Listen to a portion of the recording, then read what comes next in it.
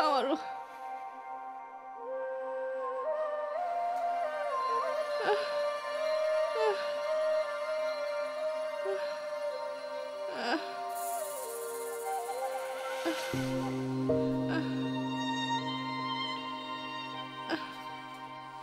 ঘৰখনৰ দায়িত্ব এতিয়া তোৰ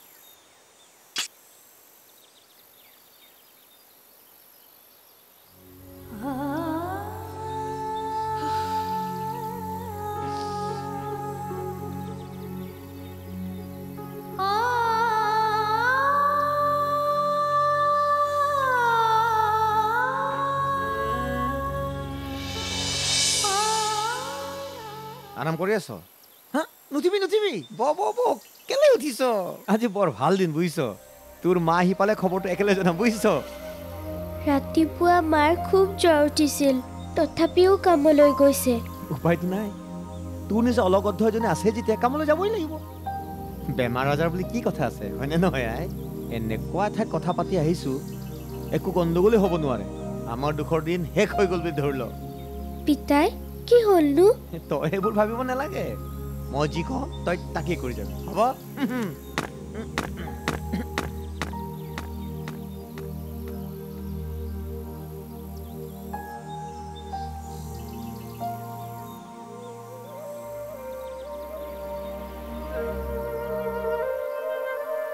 আজি আকৌ পিতাইৰ কি হ'ল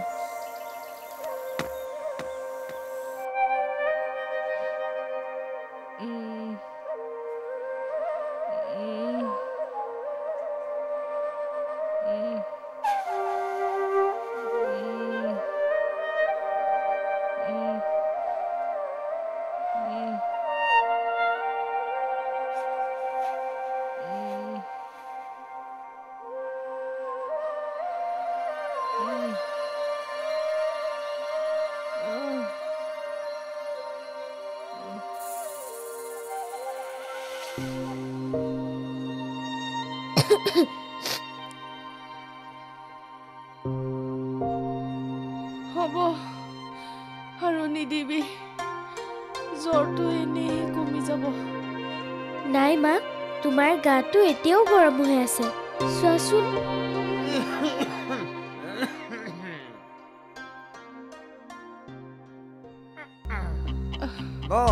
কিয় বচোন মোৰ গাটো বেয়া উঠচোন ৰ ভাল লাগি যাব চাওঁ হাতখন পাত এইখিনি ল এই পইচাকে দি গোটেইখিনি তোকে দিলো আৰু ইমান টকা তই ক'ত পালি অকল তই আৰ্জিব জানো নেকি মই আৰ্জিব জানো কথাটোনো কি নকওঁ কিয় ক'ত পালি তই ইমান পইচা এইখিনি মোক ঠিকাদাৰে দিছে ঠিকাদাৰে কিয় দিছে তোৰ হাজিৰা নেকি সেইটো নহয় সেইটো পইচা বেলেগ আৰু এইটো পইচা বেলেগ আমাক ঠিকাদাৰে কৈছে আমাৰ যে চৰকাৰী অফিচাৰটো কিবা চিফ ইঞ্জিনিয়াৰ নে কিবা তেওঁ বোলে চহৰত থাকে তোক তাৰ মানে মালিকেই দিছে নহয় কথাটো ভালকৈ নুবুজাকৈ এনেকুৱা পেক নাথাকিবিচোন ঠিকাদাৰে মোক খুব ভাল পায় মোৰ কাম বোলে বেলেগতকৈ খুব ভাল আমি দুপৰীয়া একেলগে ভাত খাওঁ নহয় ঠিকাদাৰে কৈছে এই আমাৰ মালিকটো বোলে বিৰাট ধনী মানুহ তোৰ মালিক চহৰত থাকে নেকি মালিকৰ ঘৰটোৱে বোলে আমাৰ গাঁও সমান হ'ব আৰু তেওঁ বোলে গাড়ী ঘোঁৰা ঢেৰ আছে কিন্তু তেওঁৰ এটা সমস্যা আছে কি মালিকৰ ঘৰত 1.5 বছৰীয়া ল'ৰা এটা আছে তাক চোৱা চিতা কৰিবৰ কাৰণে মানুহ লাগে কিন্তু তোক টকা কিয় দিলে মই হাবিটিৰ কাৰণে ঠিকাদাৰজনৰ লগত কথা পাতিলোঁ। ঠিকাদাৰে মোক সেই হাবিটিক মালিকৰ ঘৰত লৈ যাবলৈ দিছে। তেওঁলোকৰ ঘৰত কাম কৰা ছোৱালী এজনী বিচাৰি আছে। আমাৰ এজনী কি ডাল কাম কৰে মই দেখি আছো নহয়। দিনৰ দিনটো তলকৈ ঘূৰি ফুৰে। ডাঙৰ মালিকৰ ঘৰত থাকিলে পইচাও বহুত দিব আৰু খোৱা বোৱাও দিব। তই মোক নুসুধাকৈ ছোৱালীজনীক বেলেগৰ ঘৰত থম বুলি কিয় ভাবিলি? এবাৰতো যি হ'ব লগা আছিল হ'ল। এতিয়া যে আৰু তই বেলেগৰ ঘৰত থম বুলি ভাবিলি? নালাগে মোক এইবোৰ টকা। তোৰ ইমান হা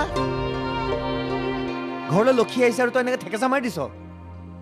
হাবিটিৰ কথা মই চিন্তা কৰোঁ নহয়। তাত মালিকৰ ঘৰত থাকিলে তাই বহুত সুবিধা পাব নহয়। টকা পইচা আমাক ভালকৈ দিব। মই ভাবি চিন্তিয়ে কামবোৰ কৰি আছো। তই মোক শিক্ষা দিব নাহিবি বুজিছ। আজি আমাৰ পইচা টনাটেন হোৱাৰ বাবেহে সেই ল'ৰা ছোৱালীক আনৰ ঘৰত থাকিবলৈ দিছো আৰু লগতে তই কাম কৰিব লগা হৈছে। পিতাই, মই কাম কৰিবলৈ যাম আৰু এইবাৰ মই পলাই নাহোঁ। সাবিত্ৰী, তই এইবোৰ কি কৈছ? আকৌ তই কেনেকৈ কামলৈ যাবি? মা, মই যাম। তুমি চিন্তা কৰিব নালাগে। যি হ'ব ভালেই হ'ব। কিন্তু তুমি মোক কথা দিব লাগিব। মই কামলৈ গ'লে তুমি তাৰ কামটো এৰি দিব লাগিব। মই দেখিছোঁ তুমি তাত কি কাম কৰা। মোৰ তোমাৰ কামটো ভাল লগা নাই। তুমি তাত আৰু কাম কৰিব নালাগে। তুমি মান্তি হ'বই লাগিব। হাবিটিৰ নতুন মালিকে আমাক বহুত পইচা দিব। গতিকে তই সেই কামটো এৰি দিবি।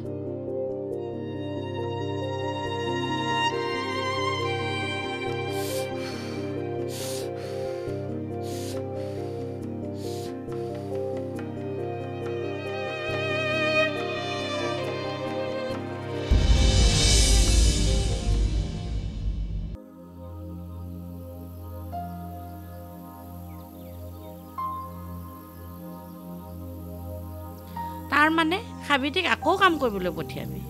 কি হ'ব তহঁতৰ? নাপায়, ল'ৰা ছোৱালীকেইটাক এনেকুৱা কৰিব নাপায়।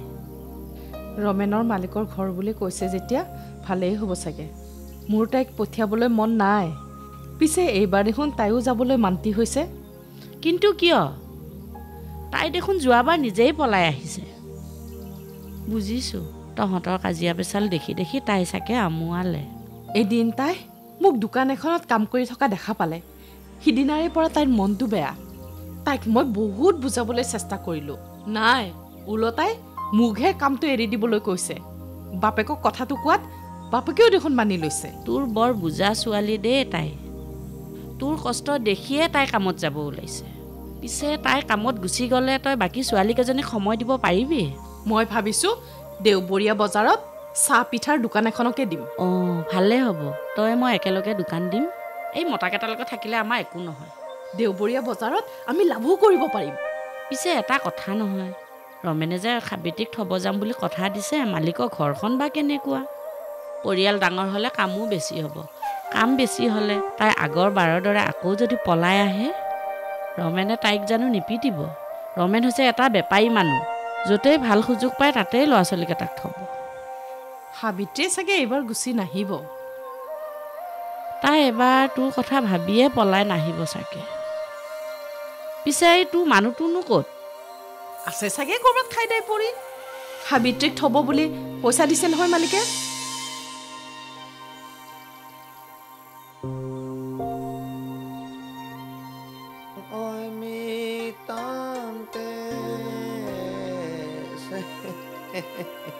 ঐ জনী, কি কৰিছ?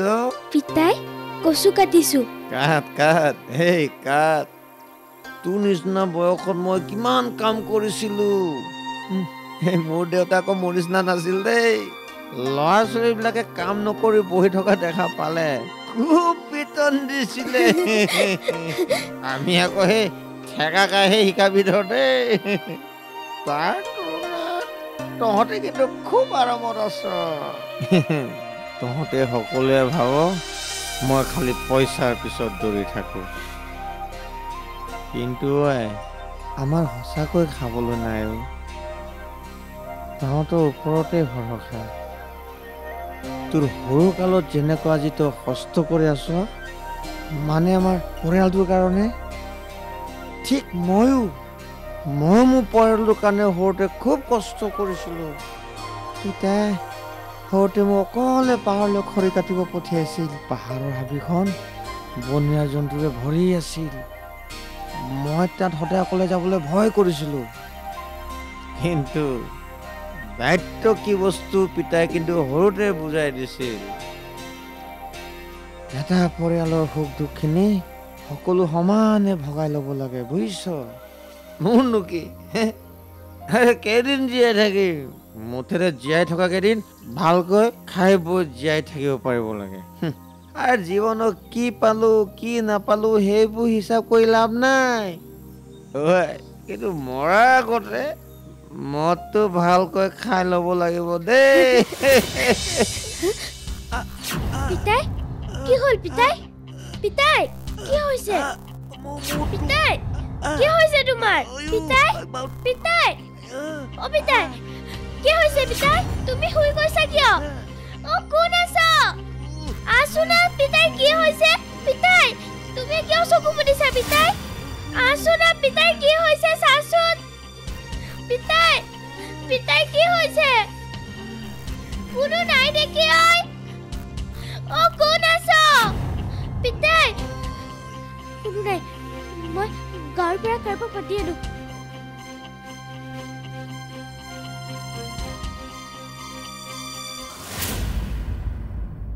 খা আৰু খা সেই খোপা তই ক'ৰবাত নমৰিলি কিয় তই ঘৰলৈ কিয় উভতি আহিলি নিজেতো মৰিবিয়ে লগতে আমাকো মাৰিবি এই মানুহটোৰ লগত জীয়াই থকাতকৈ মই ক'ৰবাত মৰি থকাই ভাল মা এনেকৈ কথা নকবাচোন তই মনে মনে থাক তই একো নাজান তইতো কামলৈ গুচি যাবি মইহে মানুহটোক চাব লাগিব নিজে বেমাৰ গোটাই ল'ব আৰু আমাক অশান্তি দি মাৰিব ঐ লেখা তই বকি নাথাকিবিচোন মোৰ সদায় এনেকুৱা নহয়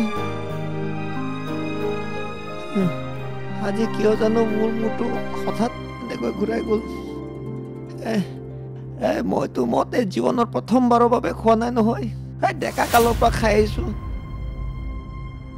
এই কেইদিনমানৰ পৰা মোৰ গাটো বেয়া লাগি আছিল তোৰ যদি গাটো বেয়াই লাগি আছিল সেই খোপা খাইছিলি কিয় তই কিবা সৰু ল'ৰা নেকি লেখা লেখা মই বেমাৰী খবৰ ল'ব আহিছো আহ বেমাৰী আৰু কি হ'ব শান্তি নোহোৱা হৈছে ৰমেন ৰমেন আজি বোলে তই হঠাতে বেহুজ হৈ গলি কিনো হৈছিল তোৰ কিনো হ'ব আৰু এই মানুহটোৰ পৰা মোৰ শান্তি নোহোৱা হৈছে ঐ এই মানুহটো একো বুজি নাপায় তাৰ কিবা এটা হ'লে আমাৰ কি হ'ব কচোন সি নিজৰ বাহিৰে আন কাৰো কথাই নাভাবে মোৰ কপালখনে চাচোন এনে আমাৰ অভাৱৰ শেষ নাই তাতে আকৌ ই আৰু নিজে বেমাৰ মাতি লৈছে ইফালে মই কামটো এৰি দিলো এতিয়া আৰু মই কি কৰিম কচোন তই অকণমান ধৈৰ্য ধৰচোন আগতে মানুহটো কি হৈছে তই অকণমান বুজি লচোন ৰমেন ৰমেন কিনো হৈছে তোৰ মোৰ মূৰটো বৰকৈ ঘূৰাইছে সেই আগতে মাজে মাজে মোৰ মূৰটো এনেকৈ ঘূৰাইছিল আজি পিছে একেবাৰে বগৰাই পেলালে তই চহৰলৈ সাবিত্ৰীক থ'ব যাবি নহয় তেতিয়া তই এবাৰ ডক্তৰক দেখুৱাই ল'বি নালাগে মোৰ কি হৈছে মই ভালদৰে জানো নহয় মোৰ ডাক্তৰৰ বেজী আৰু ঔষধে কাম নিদিয়ে মই কি কৰিব লাগে কৰিম এইডাল দেহালৈ চহৰলৈ কেনেকৈ যাব সাবিত্ৰীৰ মালিকৰ ঘৰৰ পৰা কেতিয়াবাই টকা আনি এই খোপা কৰিলে এতিয়া কোনো ফালৰ পৰা একোৱে নিমিলা হৈছে নাই সাবিত্ৰীক থবলৈ মই যাবই লাগিব মৰি হলেও যাম তই সেইবোৰ মাথা নামাৰিবিচোন মই অলপ আৰাম কৰিলেই ভাল পাই যাম আৰু মই আছো নহয় তই আৰু তাত কাম কৰিব যাব নালাগে তাৰ কথা শুন তোৰ মতে কাম কৰি মই কি পালো মোক মোৰ মতে কাম কৰিবলৈ দে আৰু যদি তোক সেই খোপা লাগে আনি দিম ক খাবি মৰবি খোপা খাবি লেখা খাবি লেখা কি হৈছে তোৰ ৰচোন তোৰ কি হৈছে তোৰ ৰমেনক গালি দি লাভ নাই পিতাই পিতাই পিতাই মা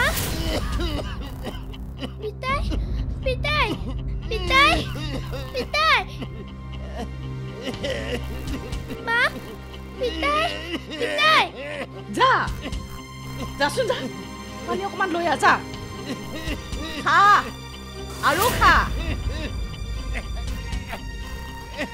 সাবিত্ৰী সোনকালে আহ মোৰ পিতাৰ কি বেমাৰ আছিলে সেইটো আমাক কেতিয়াও জানিবলৈ নিদিলে নিজেই বন দৰৱ বনাই বনাই খাই নিজকে সুস্থ কৰি তুলিলে তোমালোকৰ গাঁৱত ডক্তৰ নাছিল নেকি পাহাৰৰ ওপৰত ক'ত ডক্তৰ বিচাৰিবি তাক জীয়াই থকাটোৱে কিমান টান কাম সেইটো তহঁতে চহৰত ডাঙৰ হোৱাৰ ল'ৰা ছোৱালী কি বুজিবি আমাৰ জীৱনটো ইমান সহজ কেতিয়াও নাছিলে যেনে তেনে ভাতকেইটা যোগাৰ হ'লেও বহুত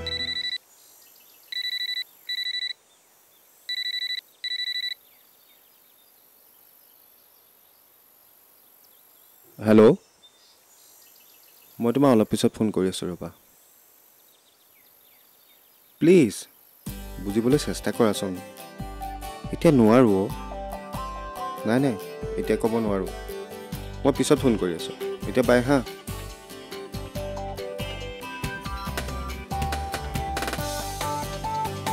অঁ তাৰপিছত